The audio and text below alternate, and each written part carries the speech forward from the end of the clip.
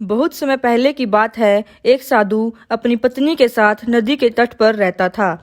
उन दोनों की कोई संतान नहीं थी। उनकी बड़ी इच्छा थी कि कम से कम एक संतान उनके यहाँ जरूर हो। एक दिन साधु जब तपस्या में लीन था, तभी एक चील ने अपने पंजे में फंसी हुई एक चूहिया को उनके ऊपर गिरा दिया।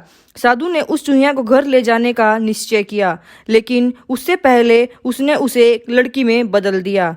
उस लड़की को देखकर साधु की पत्नी ने पूछा, कौन है ये? इसे कहाँ से लाए हो? साधु ने अपनी पत्नी को पूरी बात बताई। उसकी पत्नी बहुत प्रसन्न हुई और वह बोली, तुमने उसे जीवन दान दिया है, इसलिए तुम ही उसके पिता हुए। इस तरह से मैं भी उसकी माँ हुई। हमारे यहाँ कोई संतान नहीं है, इसलिए भगवान ने इसे हमारे पास भेजा है। जल्द ही वह बच्ची एक सुंदर युवती बन गई। जब वह 16 साल की हुई तो साधु और उसकी पत्नी ने उसका विवाह करने का निश्चय किया। साधु ने सूर्य देवता का आह्वान किया। जब सूर्य देवता उनके सामने प्रकट हुए तो साधु ने उनकी बेटी से विवाह करने का अनुरोध किया। हालांकि लड़की को यह विचार अच्छा नहीं लगा और उसने कहा, क्षमा कीजिए, लेकिन मैं सूर्य देवता से विवाह नहीं कर सकती क्योंकि यह बहुत गर्म है। निराश साधु ने सूर्य देवता से कहा कि अब वे ही उनकी लड़की के लिए कोई सुयोग्य वर सुझाएं। सूर्य देवता ने कहा, बादलों के देवता से आपकी लड़की की जोड़ी सही बैठेगी, क्योंकि वे ही धूप की गर्मी से उसकी रक्षा कर सकते हैं। साधु ने अब बादल देवता से उसकी लड़की से विवाह करने का अनुरोध किया। इस बार भी लड़की ने विवाह से इनकार कर दिया और बोली, मैं इस काले व्यक्ति से विवाह नहीं करूंगी। इसके अलावा बादलों की गरज से मुझे डर भी लगता है। साधु फिर से उदास हो गया और उसने बादल देवता से अनुरोध किया कि वे ही उसके लिए कोई सुयोग्य वर सुझाएं। बादल देवता ने कहा, पवन देवता के साथ उसकी जोड़ी अच्छी रहेगी, क्योंकि वे आसानी से मुझे उड़ा सकते हैं।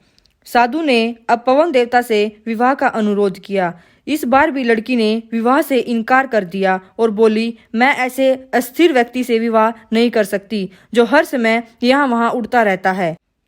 साधु काफी परेशान हो गया। साधु ने पवन देवता से ही कोई सुयोग्य वर सुझाने के लिए कहा।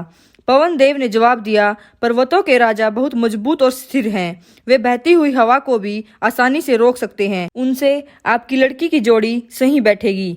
साधु अब पर्वतराज के पास गया और उसकी लड़की के साथ विवाह करने का अनुरोध किया।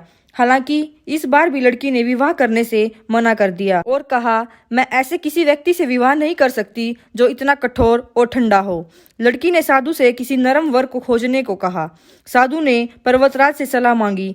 पर्वतराज ने जवाब दिया कि किसी चूहे के साथ ही आपकी लड़की की जोड़ी अच्छी रहेगी, क्योंकि वह नरम भी है और आसानी से किसी पर्वत में भी बिल बना सकता है। इस बार लड़की को वर पसंद आ गया। साधु काफी हैरान हुआ और बोला, भाग्य का खेल कितना निराला है। तुम मेरे पास एक चूहिया के रूप में आई थी और मैंने ही तुम्हें लड़की का रूप दिया था।